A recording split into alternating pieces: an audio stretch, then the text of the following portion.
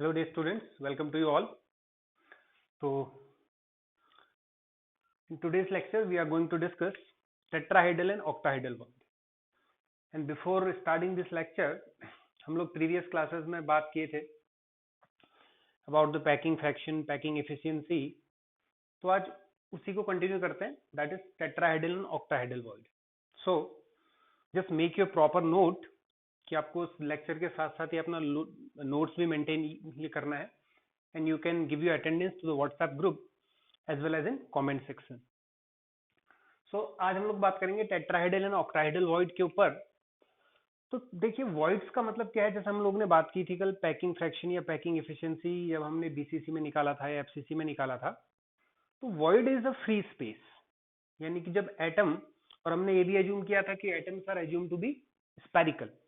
तो अगर atom spherical है तो वो किस तरीके से पैक्ड होंगे, तो हमने देखा था simple cubic, BCC and FCC. तो सबसे अच्छा हमारा पैकिंग जो एफिशिएंसी आया था वो किसमें आया था, एफसीसी के अंदर. That is very good packing efficiency या पैकिंग फ्रैक्शन. मीन जहां पैकिंग अच्छा होगा तो वहां वॉइड स्पेस कम होगा. मीन्स आपने बचपन में खेले होंगे वो कांच की गोलियां, कंचे. तो आप 3 कंचे रखिए, तो देखिए उसको आपस में टाइटली क्लोज करिए तो उसके बीच में कुछ वॉइड स्पेस छूटेगा, कुछ खाली स्पेस छूटेगा. उसी को क्या बोलते हैं, वॉइड्स. अब वो जो वॉइड्स हैं वो 2D के अंदर है. देखिए फॉर एग्जांपल आप 3 स्पेरिकल बॉल ऐसे लीजिए, तीनों को मिलाइए ऐसे. तो ये आपने तीनों को क्लोज किया तो उसके बीच में क्या हो गया, ट्रायंगुलर वॉइड छूट गया. तो this free space is known as voids. तो देखिए अगर मैं इनके सेंटर को मिलाऊं तो यहां से मेरे पास क्या निकल के आने वाला है, ट्रायंगल, मतलब ये ट्रायंगुलर वॉइड. ठीक है. तो इसी तरीके से ये जो चीज हुई, दिस इज इन 2D. इसको आप कहीं पर भी आसानी से कर सकते हैं, means it is in 2D. लेकिन आज जो हम लोग टेट्राहेड्रल और ऑक्टाहेड्रल जो हमारे उसमें एनसीईआरटी में सिलेबस में है, this is the void in 3D space. ये 3D के वॉइड्स हैं. तो वो कैसे होंगे वो देख लेते हैं. चलिए नेक्स्ट चलते हैं टेट्राहेड्रल वॉइड्स. ठीक है. तो आज का हमारा पहला टॉपिक है, इसको शॉर्ट में लिखेंगे हम टीवी, मींस टेट्राहेड्रल वॉइड. अब देखिए टेट्राहेड्रल वॉइड क्या होता है, आप लोग ने हाइब्रिडाइजेशन बहुत अच्छे से क्लियर किया हुआ है. तो हाइब्रिडाइजेशन में आप जानते हैं मीथेन का स्ट्रक्चर टेट्राहेड्रल होता है. तो उसी तरीके से how the tetrahedral void will form, तो उसके लिए क्या करना आपको, देखिए आप 3 एटम ऐसे रखिए, 1 2 और एक एटम ऐसे. ठीक है, आपको विजिबल हो रहा होगा किस तरीके से रखे हुए. मीन्स 3 एटम आप ऐसे रखिए, उसके ऊपर चौथा बॉल रख दीजिए. मीन जो चौथा एटम होगा कुछ इस तरीके से होगा. ये आपको पता है कि टेट्राहेड्रल होना, bond angle is 109 degree 28 minute. तो अब आप क्या करिए, देखिए इसके सेंटर्स को मिलाएं अगर इस तरीके से देखें, ये इसका है सेंटर. तो यहां से मैं मिलाऊं तो मुझे क्या मिलेगा, एक टेट्राहेड्रल स्ट्रक्चर मिलेगा. क्या मिलेगा, एक टेट्राहेड्रल स्ट्रक्चर मिलेगा. मिला tetrahedral structure. So this void is known as tetrahedral void. Means 3 atom आपने रखे, चौथा एटम उसके ऊपर रख दिया. Atoms are assume to be spherical. तो उस केस में जो हमारा वॉइड बना, this is known as tetrahedral void. अब देखिए जो वॉइड बनता है एटम्स के बीच में, यूजुअली क्या होता है, उस एटम में कैटाइन को रखा जाता है बीच में. जो एटम्स के बीच में फ्री स्पेस वॉइड क्रिएट हुआ, usually cations are placed in void space. तो उस केस में देखो, सबसे पहली बात अगर हम करें इसकी कोऑर्डिनेशन नंबर. ठीक है, मींस कोऑर्डिनेशन नंबर का मतलब number of nearest touching atom. तो देखिए कोई भी ये एटम मैंने लिया, अगर इसको आप इसको 2D में समझिए, 3 एटम आपने यू रखे, उसके ऊपर चौथा एटम रखा. तो जो वॉइड स्पेस बना है वहां पर जो वॉइड है ना, वो उसको टच कर रहा है. ठीक है.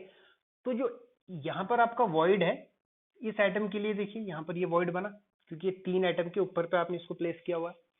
अब क्या इस एटम के लिए क्या होगा, ऐसे ही 3 एटम ऊपर भी तो होंगे. अगर 3 एटम ऐसे में ऊपर रख दूं तो एक वॉइड ऊपर भी बन जाएगा. मींस एक एटम कितने एटम को टच कर रहा है, मींस यहाँ पर हर एक एटम कितने को ये टच कर रहा है, 4 को टच कर रहा है. मींस तो कोऑर्डिनेशन नंबर इज 4. आप इसको यूं इमेजिन ये कीजिए कि 3 बॉल लीजिए, उसके ऊपर एक बॉल और रख दीजिए, तो वॉइड स्पेस क्रिएट हो गया. उस टॉप वाले एटम के लिए सोचिए कि जो नीचे कितने को टच कर रहा है, 3, एक अपना 4 हो गया। जो वॉइड बना है ना टेट्राहेड्रल वॉइड, एक एटम तो उसके ऊपर है और 3 एटम नीचे, तो 4 हो गया उस वॉइड के लिए कोऑर्डिनेशन नंबर। तो उसी तरीके से क्या होगा, ये आपका कोऑर्डिनेशन नंबर 4 है। ठीक है।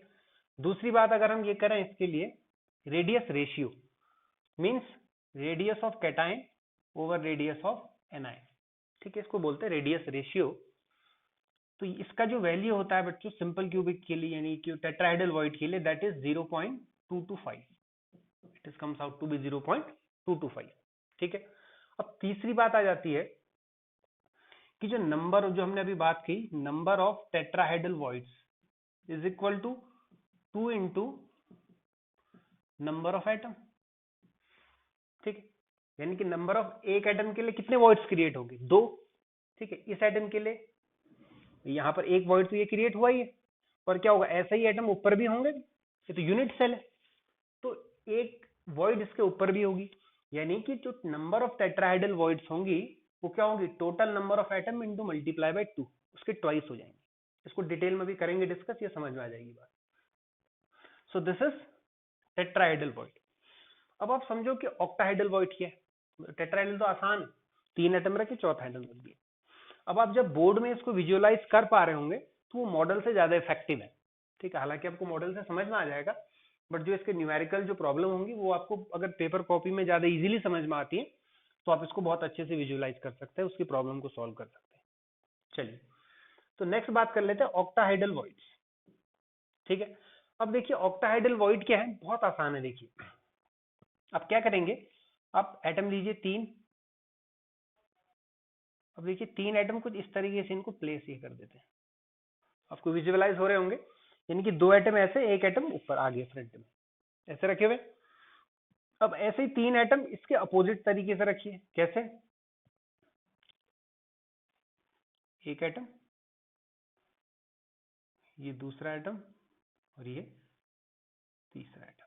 ये समझ में आ रहा होगा आपको कि यहाँ पर एक एटम फ्रंट में है, 2 बैक में है, और यहाँ क्या है, ये फ्रंट में, ये वाले बैक।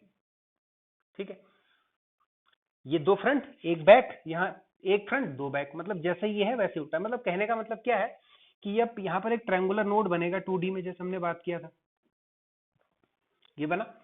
और सिमिलर केस क्या होगा, यहाँ भी देखिए, इसका सेंटर, इसका सेंटर, इसका सेंटर, ये मिला दीजिए, एक ट्रायंगुलर नोड बना। तो जो ट्रायंगल है ना, इनके एपेक्स जो है एक दूसरे के क्या होने चाहिए, अपोजिट डायरेक्शन में होने चाहिए। अगर सेम डायरेक्शन में हो जाएंगे इनकेस, इसको भी आप ऐसे ही ये बना लेंगे उल्टा, वॉइड तो क्रिएट होगा, but actually that was not a octahedral void, वो ऑक्टाहेड्रल वॉइड नहीं कहलाएगा।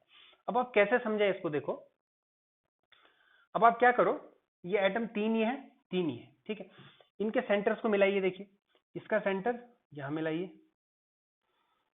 तो क्या बनेगा, एक ऑक्टाहेड्रल बनेगा। ठीक है,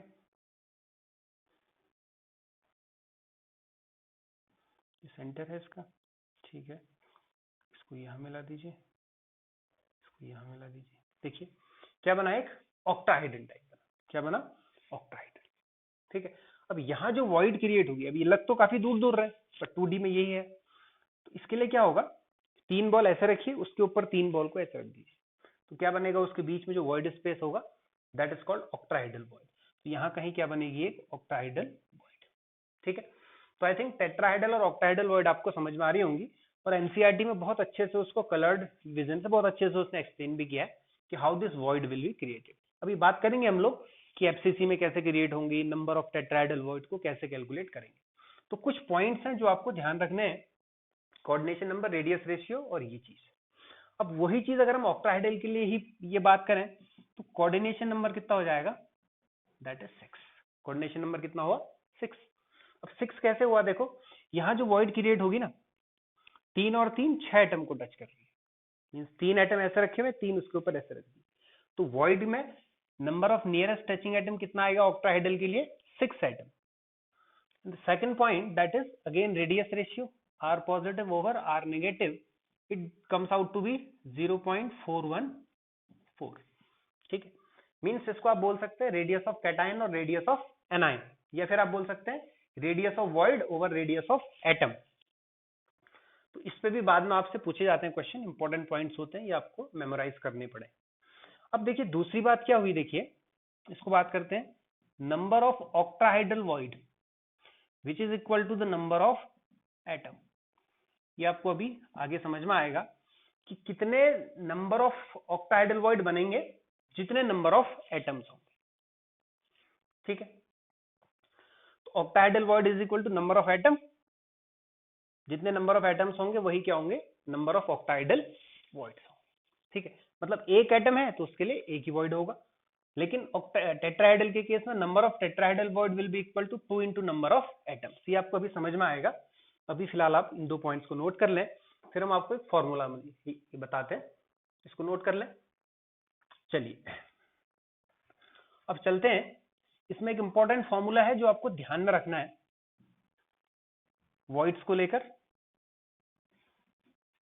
ठीक है, चलिए ये फॉर्मूला आपको कैसे, ये देखिए सपोज आपसे कह दिया if there are x number of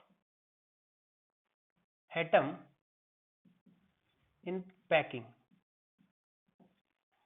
आपके पास कोई पैक्ड स्ट्रक्चर है, उसके अंदर नंबर ऑफ एटम कितने हैं, x नंबर ऑफ एटम। ठीक है, तो उस केस में आपसे पूछेगा कि the number of tetrahedral void will be equal to 2x। भाई आपने अभी खुद देखा था, 3 एटम रखे, उसके ऊपर चौथा एटम प्लेस किया, उसमें वॉइड बनी, एक एटम के लिए एक वॉइड नीचे एक उसके ऊपर, मतलब number of atom 2 into tetrahedral voids. देखिए तो अब कितने नंबर ऑफ एटम्स हैं, x, तो नंबर ऑफ टेट्राहेड्रल वॉइड आपका कितना हो जाएगा, 2x। और वही चीज हो जाएगी बच्चों, number of octahedral void will be is equal to x। जितने नंबर ऑफ एटम्स है उतनी क्या होगी, ऑक्टाहेड्रल वॉइड्स होगी। ये 2 चीजें आपको ध्यान में रखनी है। क्लियर है, तो ये हमें नंबर ऑफ एटम्स से, कई बार इसको n बोल देता है, कुछ भी है, that is number of atom जितने हैं उतने ही क्या होंगी, ऑक्टाहेड्रल वॉइड, और नंबर ऑफ एटम जितने उसके डबल क्या होंगी, टेट्राहेड्रल वॉइड। ये चीज आपको अभी थोड़ा सा नेक्स्ट जो हमारा टॉपिक है उसमें क्लियर हो जाएगी। ठीक है, तो ये तो हमारी बात रही फॉर्मूले की, जिसको आपको इसने बहुत अच्छे से आपने इसको याद करना है फॉर्मूले को। ठीक है, चलिए अब बात कर लेते हैं कि जो भी आपके वॉइड्स हैं एक्चुअल में इनका मेजरमेंट कैसा होता है, इनकी लोकेशन कैसे होती है। एनसीईआरटी में जब आप इसको खोलेंगे वॉइड्स में, तो आपको कुछ लैटिसेस फॉर्मेशन किया होगा वहां पर, और आपको समझ में नहीं आएगा कि ये यहाँ कैसे बना, यहाँ कैसे बना, तो उसको विजुअलाइज करते हैं बोर्ड पे, बहुत ध्यान से देखेंगे। ठीक है, तो लोकेशन देखते हैं लैटिस वॉइड्स की, कहां पर, एफसीसी लैटिस के अंदर, tetrahedral and octahedral voids in FCC lattice. ठीक है, तो एफसीसी लैटिस में देखें, ये बहुत इंपॉर्टेंट पॉइंट है जो आपने बहुत अच्छे से इसको समझना है। देखिए कैसे इसको विजुअलाइज कर पाएंगे, हम एक एफसीसी लैटिस ड्रॉ करते हैं।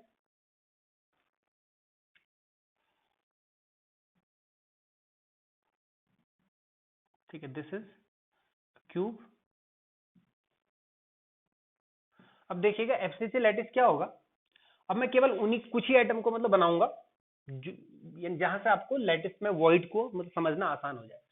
देखिएगा मैं सबसे पहले इस कॉर्नर के आइटम को बना रहा हूं, एक आइटम यहां होगा।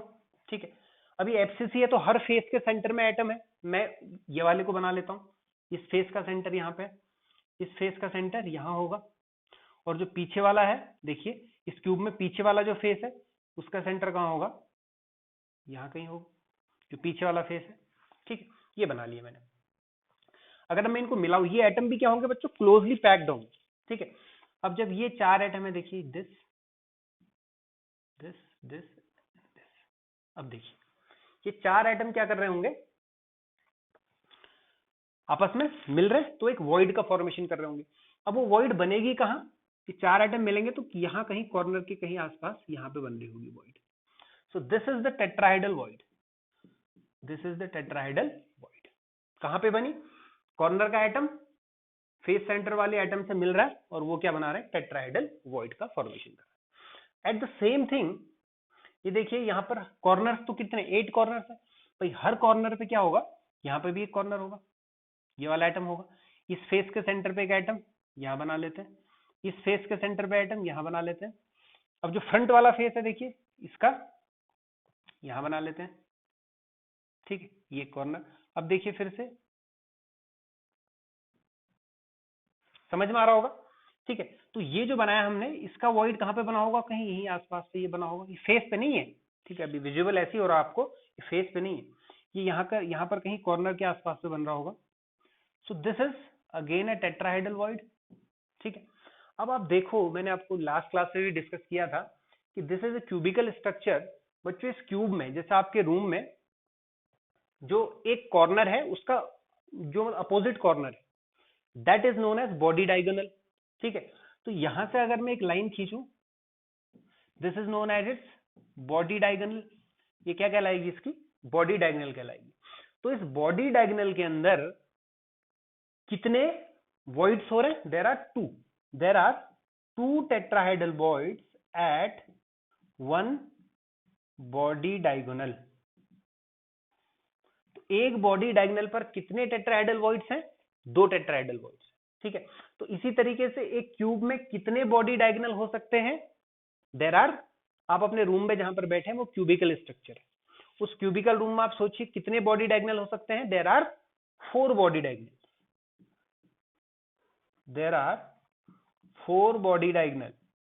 सो total number of tetrahedral voids, so number of tetrahedral voids is equal to, बताइए कितना भाई, कितने बॉडी डायगोनल, 4। एक बॉडी डायगोनल पे कितने वॉइड्स बन रहे हैं, इसी तरीके से चारों बॉडी डायगोनल पे फॉर्म होंगे, 2 इज इक्वल टू 8। अब आप ध्यान से समझिए, there are 8 tetrahedral voids in this structure, ठीक है। अभी हमने कहा था कि number of tetrahedral void is equal to number of atoms, clear है। अब एक क्यूबिकल स्ट्रक्चर में number of effective atom simple cubic में कितना होता है, 8 इंटू 1/8, ठीक है। 8 एटम्स है, तो नंबर ऑफ टेट्राहेड्रल वॉइड भी कितनी आ गई, 8 आ गई, ठीक है। तो इस तरीके से हमने देख लिया कि एक एफसीसी लैटिस के अंदर टेट्राहेड्रल वॉइड्स कितनी होती, there are total number of tetrahedral void is 8। I think this is clear, ठीक है। नोट करें इसको, फिर हम यही चीज एफसीसी में देखते हैं, ऑक्टाहेड्रल वॉइड्स कितने बनते हैं। चलिए नोट करें इसको।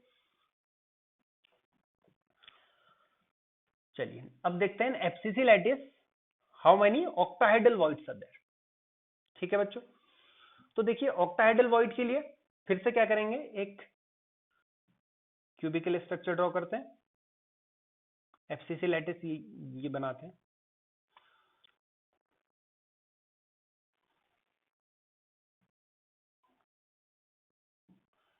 आपको कुछ थोड़ा बहुत विजुअलाइज भी हो जाए तो बाकी इसको आप इमेजिन कर सकते हैं कि किस तरीके से वॉइड बनते हैं, ठीक।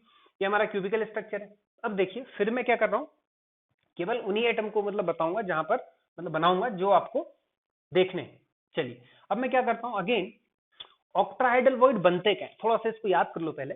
ऑक्टाहेड्रल वॉइड बनते हैं बच्चों एज के सेंटर में। अब आप समझो क्यूब के अंदर एज क्या होती है, तो एजेस जहां पर दो फेस मिलते हैं, यानी कि जिस रूम पर है उस रूम में क्या होगा, जहां पर दो वॉल्स मिल रही है, सपोज ये ऐसे वॉल आई, एक वॉल ऐसे आई, तो जहां पर एक वॉल मिल रही है, ठीक है। कोई ऑब्जेक्ट लेते हैं जिससे आपको एक्सप्लेन भी कर लें। आप कोई भी चीज लीजिए, मैच बॉक्स लीजिए, उस मैच बॉक्स में ये देखिए कि जहां पर दो वॉल्स मिल रही है, ठीक है, जैसे एक रूम है तो वहां पर जो वॉल मिल रही है दो, उनके बीच की जो चीज है वो दैट इज एज। तो एक क्यूब के अंदर देखिए देयर आर 12 एजेस, ठीक है। इसको इमेजिन खुद करिए, जिस रूम पर आप बैठे हैं यहाँ पर कितनी दो वॉल्स आपस में परपेंडिकुलरली मिल रही है, एक वॉल आई दूसरी वॉल आई, तो this is the edge centre, ये क्या कहलाएगा, एज। तो क्यूब में 12 एजेस होती, उसके सेंटर में बनते हैं ऑक्टाहेड्रल वॉइड्स, ठीक। अब इसको समझ लेते हैं, देखिए कैसे। आपने ये कॉर्नर लिया, कॉर्नर का एटम, ठीक है, this is atom at corner. अब आप क्या करो, यहाँ पर एक फेस है, फेस के सेंटर पे भी क्या होगा, एटम होगा, दिस इज एफसीसी, ठीक है। पीछे वाला फेस, उसके सेंटर पे भी एटम होगा, और एक एटम इस फेस पे भी होगा, देखो, ठीक है ना। अब आप क्या करिए, इनको मिलाइए, इसको यहां मिला देते हैं, इसको यहां मिला देते हैं, ठीक है। ये आपका क्या बना है, 4 एटम मिल गए, ठीक है। अब क्या होगा देखो, सॉरी ये तो टेट्राहेड्रल वॉइड ही बन जाएगा हमारा, इसको ठीक कर लेते हैं, this is tetrahedral void, but हम आज अभी बात कर रहे हैं ऑक्टाहेड्रल वॉइड, ठीक है। इसको ठीक कर लेते हैं, देखिए क्या होगा, एक एटम मैंने यहाँ पर लिया, ठीक है, एक एटम हमारा कहाँ पर होगा, इस फेस के सेंटर पे होगा। अब ये भाई मैंने कहा था कि it is not taken as a individual, तो जैसे एक फेस यहाँ है ऐसा ही एक फेस कहाँ होगा, यहाँ भी होगा, तो एक एटम इस फेस के सेंटर पे भी होगा, ठीक है। ये वाला एक फेस है, एक एटम यहाँ है, तो क्या होगा, एक एटम इसके ऊपर वाले फेस पे भी होगा, यहाँ को ये वाला फेस ऊपर को भी तो होगा, तो एक एटम कहाँ होगा, इस फेस के सेंटर पे भी होगा, ठीक है। 1 2 3 4 तो ये हो गए, ठीक है। अब देखिए क्या होगा, इस फेस के सेंटर पे एटम है, ये वाले कॉर्नर पे भी एटम, ध्यान से देखिए, तो 1 2 3 4 5 6 एटम दिख गए आपको, ठीक है। अब आप क्या करेंगे, ये जो 6 एटम है ना, इनको मिलाते हैं, देखिए ये बना, इसको इससे मिला देते हैं, इसको इससे मिला देते हैं,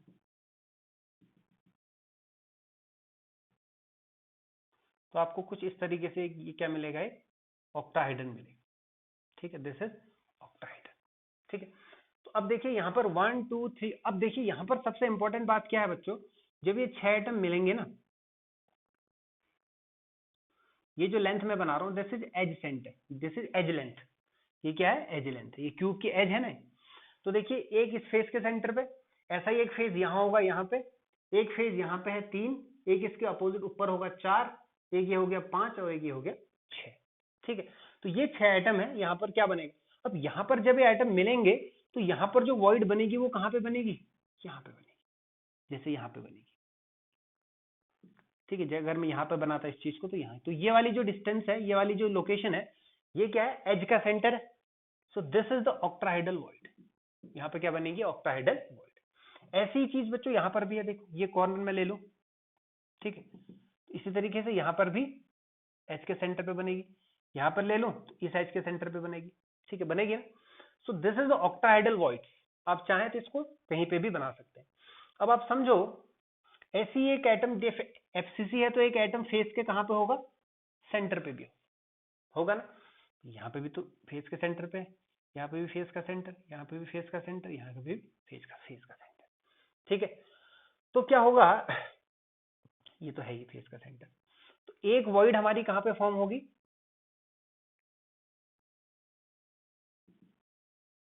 एक फ्रंट वाला एक पीछे वाला, ठीक है।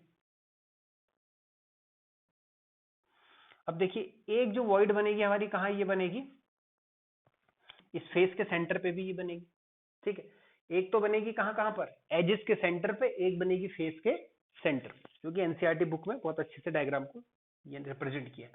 तो अब आप देखो, जो यहाँ पर एटम होगी, इस फेस के सेंटर पे एक, इस फेस के सेंटर पे 2, यहाँ पे 3, यहाँ पे 4, एक यहाँ पे बनी 5 पीछे वाले फेस पे, एक ये आगे वाले फेस पे 6, तो 6 एटम का एक वॉइड यहाँ पे भी ये बनेगा। इसको आप इमेजिन कर सकते हैं कि भाई 4, तो 1 2 3 4, एक पीछे वाले फेस पे 5, एक आगे वाले पे 6, इन 6 एटम के द्वारा एक वॉइड बनेगी, ऑक्टाहेड्रल वॉइड, जो कि कहाँ होगी, at centre of the body, body के सेंटर पे बनेगी, ठीक है। तो एफसीसी लैटिस के अंदर ऑक्टाहेड्रल वॉइड दो जगह बन रही है, एक तो बन रही है एज के सेंटर पे, दूसरी बन रही है बॉडी के सेंटर पे। अब आप समझो कि क्यूब के अंदर जो एज होता है, वहां पर एटम का कंट्रीब्यूशन कितना होता है, ठीक है। तो देखो सपोज रूम के कॉर्नर पे एक एटम है, ठीक है, तो इसके बगल में भी एक रूम होगा, इधर भी और उसके बगल में भी, तो वो एटम 4 रूम्स में जा रहा है, यानी कि एज पर जो कंट्रीब्यूशन होती है बच्चों, वो कंट्रीब्यूशन कितनी होती है, 1/4 होती है। कितनी होती है, 1/4, ध्यान रखिएगा। एट एजेस लिख देता हूं, contribution of atom towards the unit cell is equal to 1/4। तो टोटल एजेस कितना है, 12, इंटू कॉन्ट्रीब्यूशन कितना है, 1/4 प्लस एक वॉइड कहां बन रही है, बिल्कुल बॉडी के सेंटर में, 4 फेसेस 6 फेसेस के साथ मिलके एक आपका वॉइड कहां बन रही है, बॉडी के सेंटर पे। तो वहां पर क्या है, वो बॉडी के सेंटर पे 1, तो देखिए 4 3 12, 3 + 1 इज इक्वल टू 4। अब आप चेक करो कि एफसीसी के लिए नंबर ऑफ इफेक्टिव एटम कितना आया था, 4, 4 ही एटम होते हैं। तो नंबर ऑफ ऑक्टाहेड्रल वॉइड भी कितनी होती है, जितने एटम होते हैं, वही बात करी थी, tetrahedral void doubles number of atoms, और एफसीसी के अंदर देखो, अब जो ऑक्टाहाइडल वॉइड्स हैं वो कितनी बन रही हैं, 4, और नंबर ऑफ इफेक्टिव एटम भी एफसीसी में कितना होता है, 4 होता है। इसलिए वो पहला वाला फॉर्मूला आपका क्या हो गया, वैलिडेट हो गया कि if there are x number of atom in a packing then the tetrahedral void is equal to 2x and the octahedral void is equal to x। जितने एटम है उतनी क्या बनेंगी वॉइड। अब इस एफसीसी के अंदर आपने देखा कि जो एज इसके सेंटर पे बनता है, ठीक है, तो आप कोशिश ये करिए कि जो आपका क्यूबिकल रूम है वहां पर जहां पर 2 वॉल मिल रही है वो एज का सेंटर है, भाई वो एक रूम उसके बगल में होगा, एक उसके इस तरफ होगा, एक आगे एक पीछे, 4 उसी प्लेन में, तो वो चारों में जाएगा, तो कॉन्ट्रीब्यूशन इज 1/4। ठीक, तो इस तरीके से हम टेट्राहाइडल और ऑक्टाहाइडल वॉइड की लोकेशन को बहुत आसानी से बता सकते हैं एक क्रिस्टल लैटिस के अंदर। तो ये हमारा आज का टेट्राहाइडल ऑक्टाहाइडल वॉइड का पोर्शन हुआ। अब चलते हैं जो कि आज का हमारा बहुत इंपॉर्टेंट टॉपिक है, that is called density of the unit cell, जो कि बहुत इंपॉर्टेंट है। ठीक है, तो इसको नोट मेरे साथ ही लगाए heading, density of the unit cell, density of the unit cell. अब मैं क्रिस्टल भी कह सकता हूं, यूनिट सेल भी कह सकता हूं। ठीक है, सपोज मैं कोई क्रिस्टल ले रहा हूं, बहुत बड़ा पीस ले लिया क्रिस्टल का, इसका डेंसिटी निकालूं, वही बात है कि छोटे छोटे टुकड़ों से मिलकर बना होगा, तो किसी एक का ले लूं तो भी वही बात है। तो चाहे मैं डेंसिटी ऑफ यूनिट सेल कहूं या डेंसिटी ऑफ क्रिस्टल कहूं, एक ही बात है। अब देखिए डेंसिटी है क्या बच्चों, ठीक है, तो डेंसिटी को जब भी आपने मेजर करना है तो उसके लिए आपको क्या करना है, देखो डेंसिटी का फॉर्मूला सभी को पता होता है, डेंसिटी इज इक्वल टू क्या होता है, मास ओवर वॉल्यूम, मास ओवर वॉल्यूम। ठीक है, तो अब यहां पर बात कर रहे हैं यूनिट सेल की, तो इसी में ये लिख देते हैं mass of unit cell divided by volume of unit cell. आसान है। अब देखिए डेंसिटी, सपोज आपके पास क्या है, कोई भी क्रिस्टल स्ट्रक्चर है, देखिए ये एटम्स होंगे, देयर आर एटम्स, 8 एटम्स है। तो अब देखिए अगर मैं मास, इन एटम्स का मास रख दूं और वॉल्यूम रख दूं तो मुझे डेंसिटी मिल जाएगी। अब ठीक है, मास ऑफ यूनिट सेल कैसे निकालें, या वॉल्यूम का। देखिए अब यहां पर क्या होगा कि एटम जो है आपस में बिल्कुल एक दूसरे से कांटेक्ट में है, तो डेंसिटी जो होती है बच्चों, देखो अगर मैं बात करूं मास की, देखो वॉल्यूम तो मैं बहुत आसानी से रख सकता हूं, यूनिट सेल का वॉल्यूम क्या होता है, क्यूबिकल यूनिट है, तो side into side into side, मान लेते हैं एज लेंथ ए है तो इसका वॉल्यूम क्या हो गया, ए क्यूब हो गया। वॉल्यूम ऑफ यूनिट सेल क्या हो गया, ए क्यूब। और हमारे सेल में केवल क्यूबिकल यूनिट सेल है, तो हम हमेशा वॉल्यूम ऑफ यूनिट सेल की जगह क्या रखेंगे, ए क्यूब ही रखेंगे। दूसरी बात मास ऑफ यूनिट सेल है। अब देखिए ये एटम है, अगर एक एटम होगा तो उसका मास मैं m मान लूंगा, 1m मान लिया, 2 एटम होंगे 2m, मान लीजिए मेरे पास नंबर ऑफ z एटम्स, देखिए एक एटम होगा तो उसका मास m मान लिया, 2 एटम है तो क्या मान लेता हूँ 2m, n एटम है तो क्या मान लूंगा nm, z एटम है तो क्या मान लेता हूँ zm। तो मास ऑफ यूनिट सेल क्या आ गया, z into sorry z into m आ गया। ठीक है, अब देखिए ये जो मास है ये एटम का मास आया, अब हम इसको क्या करते हैं मोल्स में कर लेते हैं। ठीक है, तो मोल्स में करने के लिए क्या होगा, देखो density is equal to Z into M है, जेड इंटू एम। अब मैं क्या करूं, मास ऑफ एटम, इसको एवोगैड्रो नंबर से मल्टीप्लाई कर दूं। एवोगैड्रो नंबर कितना होता है, that is 6.02 into 10 to the power 23, और इसी से क्या कर देता हूं, इसको डिवाइड भी कर देता हूं, 6.02 into 10 to the power 23 divided by क्या हो जाएगा, ए क्यूब। ये तो कोई फर्क ही नहीं पड़ा। अब आप देखो अगर मैं मास ऑफ एटम को एवोगैड्रो नंबर से मल्टीप्लाई कर दूं तो वो क्या हो जाता है बच्चों, मोलर मास। क्या हो जाता है, मोलर मास। तो देखिएगा D is equal to Z into, देखिए ये स्मॉल एम है, ठीक है, इसको स्मॉल एम ही लिख लीजिएगा, अभी स्मॉल एम है। तो अब मास ऑफ एटम इंटू मोल, तो ये क्या हो जाएगा, कैपिटल एम लिख देते हैं, that is molar mass divided by A cube into Avogadro number की नोटेशन क्या होती है बच्चों, Na। तो यहाँ पर मेरे पास फॉर्मूला आ गया D is equal to Z M into Na। ठीक है, इसको मैं यहाँ फिर से लिख देता हूँ। ठीक है, तो यहाँ से डेंसिटी क्या होगी, देखिए this is Z, number of effective atom है, भाई कितने एटम है। ठीक है, ये small m into Avogadro number क्या हो गया, मोलर मास। क्या हो गया, मोलर मास। ये मास ऑफ एटम था पहले, उसको आपने एवोगैड्रो नंबर से मल्टीप्लाई किया तो वो क्या हो गया, मोलर मास। अपॉन नीचे क्या था ए क्यूब इंटू एवोगैड्रो नंबर की नोटेशन Na। तो ये जो फॉर्मूला आया मेरे पास डेंसिटी का फॉर्मूला आया। यहां पर क्या है, Z number of active atom, M is a molar mass, A is edge length a cube into Na is Avogadro number जिसका वैल्यू है 6.02 इंटू 10⁻23। ठीक है, ये इसको ध्यान रखिएगा, M is the molar mass. That is very important formula density निकालने के लिए। कई बार डेंसिटी नहीं पूछता है, मोलर मास पूछेगा। कई बार मोलर मास भी नहीं पूछेगा, डेंसिटी दिया रहेगा, ये दिया रहेगा, लेटिस का टाइप भी दिया रहेगा, ये एज लेंथ दिया रहेगा, ये पता होता है, तो पूछ लेगा जेड निकालो। तो जेड के हिसाब से आप अगर आपको Z1 निकाल लो तो आप बता दोगे सिंपल क्यूबिक है, 2 निकाल लो, 4 निकाल लो, बता दोगे FCC है। तो टाइप्स ऑफ यूनिट सेल भी पूछ सकता है कि जो एटम्स हैं वो किस तरीके के लैटिस में प्रेजेंट है। तो बहुत इंपॉर्टेंट फॉर्मूला, फिर से एक बार इसको समराइज भी कर लेते हैं। Density is equal to mass over volume, unit cell का है। तो मास एटम का है भैया, हमने मोल लिया कि Z एटम्स है, Z into M upon a cube. अब देखिए दोनों जगह हमने एवोगैड्रो नंबर से मल्टीप्लाई कर दिया, तो mass of atom into Avogadro number is a molar mass, Z into M upon a cube into N, that is formula of density.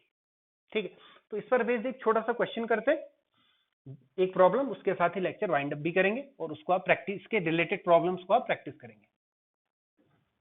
ठीक है, चलो क्वेश्चन लिखें, नोट करें क्वेश्चन।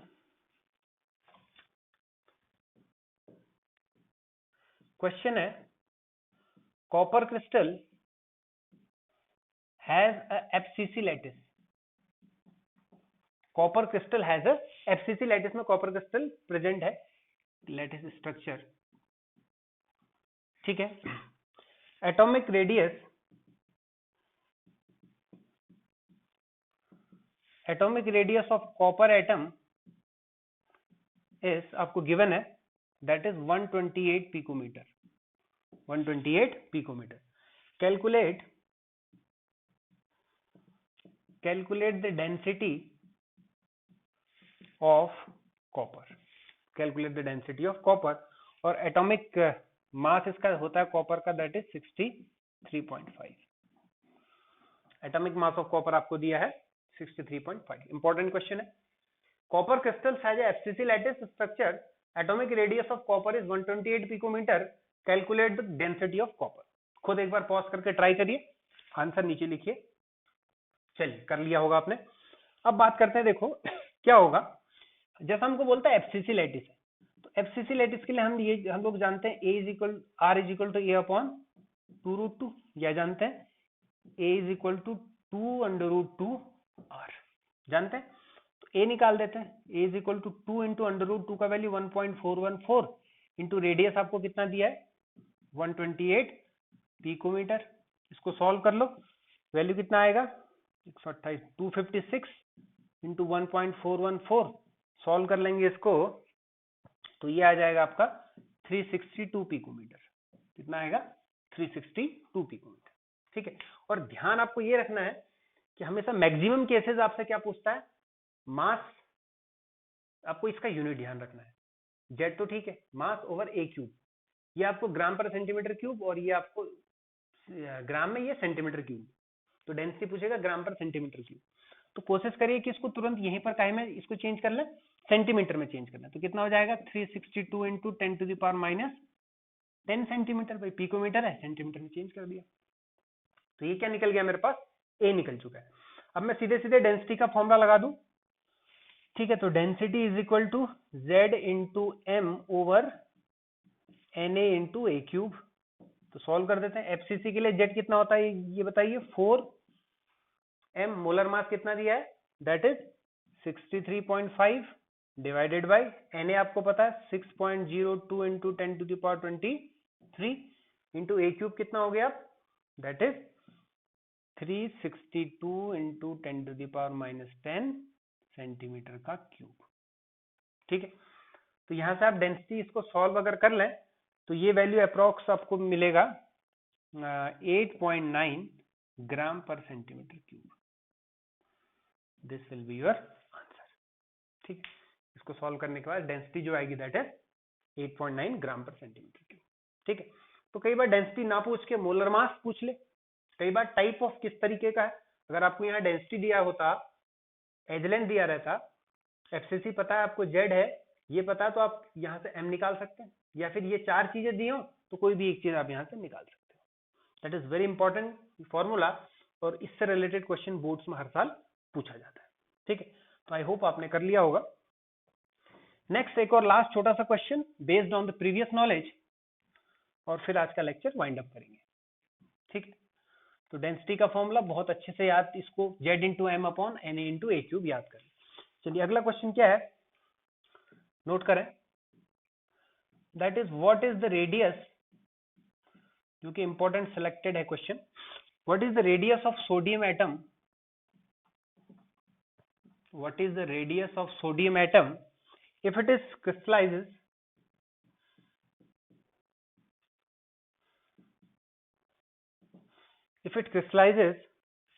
in BCC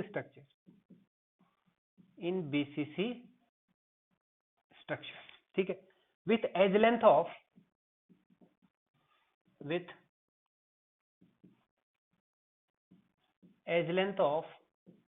400 picometre. तो जल्दी से पॉज करें, क्वेश्चन को रिपोर्ट करें नीचे कमेंट में कितना आंसर आया। What is the radius of sodium atom if it is crystallizes in BCC structure with edge length of 400 picometer. ठीक है, तो अब इस केस में आपको सीधे सीधे दे दिया बीसीसी स्ट्रक्चर, और आपसे क्या पूछ रहा है, रेडियस आर पूछ रहा है। तो ए और आर के बीच में रिलेशन बीसीसी के लिए बोलिए जल्दी, क्या होता है बीसीसी के लिए ए और आर के बीच में, r is equal to √3/4 into a. ठीक है, ए, तो अब यहां से r निकाल दीजिए, r is equal to √3/4 into a कितना दिया है 400 पिकोमीटर, इसको काट दीजिए क्या हो गया 100, r इज इक्वल टू √3 का value 1.732 into 100, that comes out to be 173.2 picometre. This will be the radius of sodium atom. तो relation between a and r for simple cubic, BCC and FCC, ये तो आपको करने ही करने, और साथ में आपको टेट्राहेड्रल और ऑक्टाहेड्रल का भी आपका कुछ कॉन्सेप्ट क्लियर हो गया। तो आप इसको एक बार एनसीईआरटी से रिवाइज कर लें और सभी लोग अपना नोट मेकअप कर लें, और उसके साथ ही नीचे ग्रुप में, इसके कमेंट सेक्शन में और ग्रुप में अपना जो परफॉर्मेंस है, आज का जो वर्क है, ये आंसर्स को रिपोर्ट करें। तो आज का लेक्चर यही करते हैं खत्म, और नेक्स्ट लेक्चर लेके आएंगे वेडनेसडे को, तो एट मॉर्निंग 10 AM। तो उस दिन बात करेंगे इम्परफेक्शन इन सॉलिड्स, कि सॉलिड्स क्या होते हैं और उन सॉलिड में इम्परफेक्शन में मींस डिफेक्ट कैसे क्रिएट होते हैं, और वो कितने टाइप्स के होते हैं, जो कि ऑल्सो इंपॉर्टेंट पार्ट है आपका बोर्ड एग्जाम के लिए। तो टिल देन इसको करें पूरा, और साथ में पूरा रिवीजन भी करें, और जो प्रीवियस वीडियोस है सॉलिड्स के या हेलोएल्केन्स के, उनके साथ भी कनेक्ट रहें और अपना सेल्फ नोट मेकअप करें। Till then watch it, thank you and have a nice day.